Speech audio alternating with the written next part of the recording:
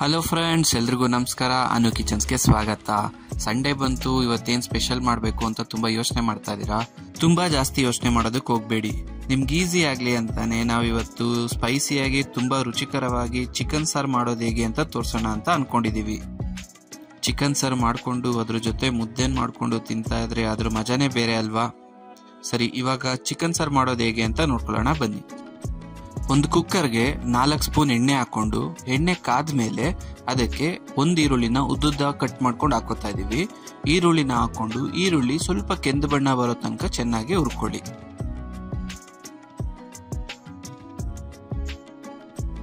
ಈರುಳ್ಳಿನ ಸ್ವಲ್ಪ ಲೈಟ್ ಆಗಿ ಹುರ್ಕೊಂಡಿದೀವಿ. ಇವಾಗ ಕುಕ್ಕರ್ಗೆ ಚಿಕನ್ ಹಾಕೋತಾ ಇದೀವಿ. ನಾವಿಲ್ಲಿ ಅರ್ಧ ಕೆಜಿ ಚಿಕನ್ ತಗೊಂಡಿದೀವಿ.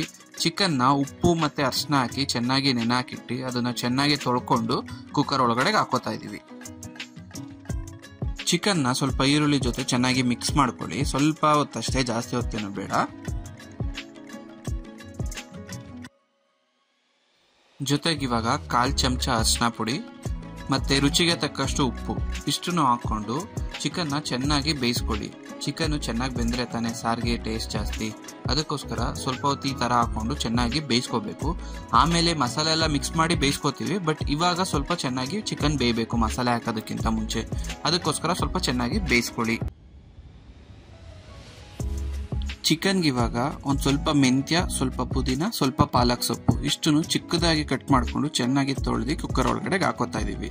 ಈ ಸೊಪ್ಪುಗಳನ್ನೆಲ್ಲ ಹಾಕೋತಾ ಇರೋದು ಟೇಸ್ಟ್ಗೆ, ಫ್ಲೇವರ್ ಚೆನ್ನಾಗಿರುತ್ತೆ ಅಂತ ಹೇಳ್ಬಿಟ್ಟು ಚಿಕನ್ಗೆ ಹಾಕೋತಾ ಇದೀವಿ. ಇದನ್ನ ಹಾಕೊಂಡು ಸ್ವಲ್ಪ ಹೊತ್ತು ಹುರ್ಕೊಳ್ತಾ ಇದೀವಿ. ಇವಾಗ ಚಿಕನ್ ನ ಸ್ವಲ್ಪ ಚೆನ್ನಾಗಿ ಹುರ್ಕೊಂಡು ಇವಾಗ ಒಂದು ಪ್ಲೇಟು ಇಲ್ಲ ಕುಕ್ಕರ್ ಮುಚ್ಚಲ ಮುಚ್ಚಿ ಚಿಕನ್ ನ ಬೇಯ್ಕೊಳ್ಳೋದಕ್ಕೆ ಅಂತ ಒಂದ್ ಸ್ವಲ್ಪ ಹೊತ್ತು ಬಿಟ್ಬಿಡೋಣ. ಒಂದ್ 10ರಿಂದ 15 ನಿಮಿಷ ಬೇಯ್ಕೋಬೇಕು. ಚಿಕನ್ ಬೇಯ್ತಾ ಇರ್ಲಿ ಅಷ್ಟರಲ್ಲಿ ಒಂದ್ ಮಸಾಲೆ ರೆಡಿ ಮಾಡ್ಕೋಬೇಕು. ಅದಕ್ಕೋಸ್ಕರ ಒಂದ್ ಬಾಣ್ಲೆ ಇಟ್ಟು ಸ್ವಲ್ಪ ಎಣ್ಣೆ ಹಾಕಿ ಒಂದ್ ಸ್ವಲ್ಪ ಕಾಳು ಮೆಣಸನ್ನ ಹಾಕೋತಾ ಇದೀವಿ. ಅದ್ರ ಜೊತೆ ಒಂದ್ 10 ಬೆಳ್ಳುಳ್ಳಿನ ಸಿಪ್ಪೆ ಸುಳ್ದಿ ಹಾಕೊಂತಾ ಇದೀವಿ. ಸಿಡಿಯುತ್ತೆ ಮೆಣಸು, ಸ್ವಲ್ಪ ಹುಷಾರಾಗಿ ನೋಡ್ಕೊಂಡು ಹಾಕೊಳ್ಳಿ. ಇದ್ರ ಜೊತೆ ಸ್ವಲ್ಪ ಶುಂಠಿ, ಜೊತೆಗೆ ಮೀಡಿಯಂ ಸೈಜ್ 2 ಈರುಳ್ಳಿನ ಕಟ್ ಮಾಡಿ ಹಾಕೋತಾ ಇದೀವಿ. ಜೊತೆಗೆ ಸ್ವಲ್ಪ ಚಕ್ಕೆ ಲವಂಗ ಹಾಕೋತಾ ಇದೀವಿ. ಜೊತೆಗೆ ಫ್ಲೇವರ್ಗೆ ಅಂತ ಒಂದು 3 ಬ್ಯಾಡಗೆ ಮೆಣಸಿನ್ಕಾಯಿ, 1 ಸ್ಪೂನ್ ಕಡ್ಲೆ, ಒಂದ್ ಸ್ವಲ್ಪ ಪುದೀನ ಸೊಪ್ಪನ್ನ ಹಾಕೋತಾ ಇದೀವಿ. ಇಷ್ಟನ್ನು ಹಾಕೊಂಡು ಸ್ವಲ್ಪ ಹೊತ್ತು ಚೆನ್ನಾಗಿ ಹುರ್ಕೊಳ್ಳೋಣ.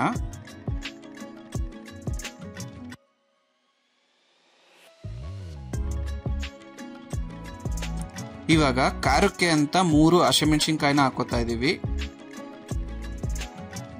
ಅದ್ರ ಜೊತೆಗೆ 1 ಟೊಮೊಟೊನ ದಪ್ಪದಾಗಿ ಕಟ್ ಮಾಡಿ ಹಾಕೋತಾ ಇದೀವಿ. ಇದನ್ನೆಲ್ಲ ಹಾಕೊಂಡು ಸ್ವಲ್ಪ ಹೊತ್ತು ಚೆನ್ನಾಗಿ ಹುರ್ಕೊಳ್ಳಿ. ಹಸಿ ವಾಸನೆ ಎಲ್ಲ ಹೋಗ್ಲಿ ಎಲ್ಲ ಪದಾರ್ಥಗಳದ್ದು. ಅಲ್ಲಿವರೆಗೂ ಸ್ವಲ್ಪ ಹೊತ್ತು ಚೆನ್ನಾಗಿ ಹುರ್ಕೊಂಡು ಸ್ಟವ್ ಆಫ್ ಮಾಡಿ ಒಂದ್ ಸ್ವಲ್ಪ ಹೊತ್ತು ಹಾರೋದಕ್ಕೆ ಅಂತ ಬಿಡಬೇಕು. ಇವಾಗ ಒಂದು ಜಾರ್ಗೆ 4 ಸ್ಪೂನ್ ಕಾಯಿ ತುರಿ, ಸ್ವಲ್ಪ ಮೆಂತ್ಯ ಸೊಪ್ಪು ಕಟ್ ಮಾಡಿ ಹಾಕೋತಾ ಇದೀವಿ. ಇದ್ರ ಜೊತೆಗೆ ಒಂದು 3 ಸ್ಪೂನ್ ಧನಿಯಾ ಪುಡಿನ ಹಾಕೋತಾ ಇದೀವಿ. ಇದೇ ಮೇನ್ ಮಸಾಲೆ, ಅದಕ್ಕೋಸ್ಕರ ಧನಿಯಾ ಪುಡಿನ ಹಾಕೋತಾ ಇದೀವಿ. ಜೊತೆಗೆ ಅರ್ಧ ಸ್ಪೂನ್ ಖಾರದ ಪುಡಿ, ಅದ್ರ ಜೊತೆಗೆ ಸ್ವಲ್ಪ ಕೊತ್ತಂಬರಿ ಸೊಪ್ಪನ್ನ ಜಾರ್ ಒಳಗಡೆ ಹಾಕೋತಾ ಇದೀವಿ. ಇಷ್ಟನ್ನು ಹಾಕಿ ಸ್ವಲ್ಪ ನೀರ್ ಹಾಕಿ ಸ್ವಲ್ಪ ತರಿಯಾಗಿ ರುಬ್ಕೊಳ್ಳಿ. ನೋಡಿ, ಇಷ್ಟು ತರಿಯಾಗಿ ರುಬ್ಕೊಂಡಿದ್ರೆ ಸಾಕು. ಇದಕ್ಕಿವಾಗ ನಾವ್ ಅವಾಗ್ಲೇ ಹುರ್ಕೊಂಡ್ವಲ್ಲ ಅದನ್ನೆಲ್ಲ ಹಾಕೊಂಡು ಮತ್ತೆ ಫುಲ್ಲು ನುಣ್ಣಗೆ ರುಬ್ಕೋಬೇಕು. ಹುರ್ಕೊಂಡಿರೋದೆಲ್ಲ ಸ್ವಲ್ಪ ಹೊತ್ತು ತಣ್ಣಗಾಗ್ಲಿ. ಅದಾದ್ಮೇಲೆ ಇದಕ್ಕೆ ಹಾಕೊಂಡು ಸ್ವಲ್ಪ ನೀರ್ ಆಡ್ ಮಾಡ್ಕೊಂಡು ಇದನ್ನ ಫುಲ್ಲು ಪೇಸ್ಟ್ ಆಗೋ ತರ ರುಬ್ಕೊಳ್ಳಿ.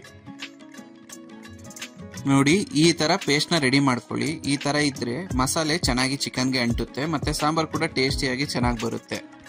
ಇವಾಗ ಕುಕ್ಕರ್ ಅಲ್ಲಿ ಬೇಯಕ್ಕಿಟ್ಟಿದ್ದ ಚಿಕನ್ ನ ಚೆನ್ನಾಗಿ ಬೇಯಿಸ್ಕೊಂಡಿದೀವಿ. ನೋಡ್ತಾ ಇದೀರಾ ಎಷ್ಟು ಕ್ಲೀನ್ ಆಗಿ ಬೆಂದಿದೆ ಅಂತ. ಸ್ವಲ್ಪ ಕಲರ್ ಕೂಡ ಚೇಂಜ್ ಆಗಿದೆ ಅರಿಶಿನ ಪುಡಿ ಹಾಕಿದ್ದಕ್ಕೆ. ಇವಾಗ ರುಬ್ಕೊಂಡಿರೋ ಮಸಾಲೆನ ಚಿಕನ್ ಒಳಗಡೆ ಹಾಕೋತಾ ಇದೀವಿ. ಮಸಾಲೆನ ಹಾಕೊಂಡು ಚಿಕನ್ಗೆ ಮಿಕ್ಸ್ ಆಗ್ಬೇಕು. ಅಲ್ಲಿವರೆಗೂ ಸ್ವಲ್ಪ ಚೆನ್ನಾಗಿ ಮಿಕ್ಸ್ ಮಾಡ್ಕೊಳ್ಳಿ.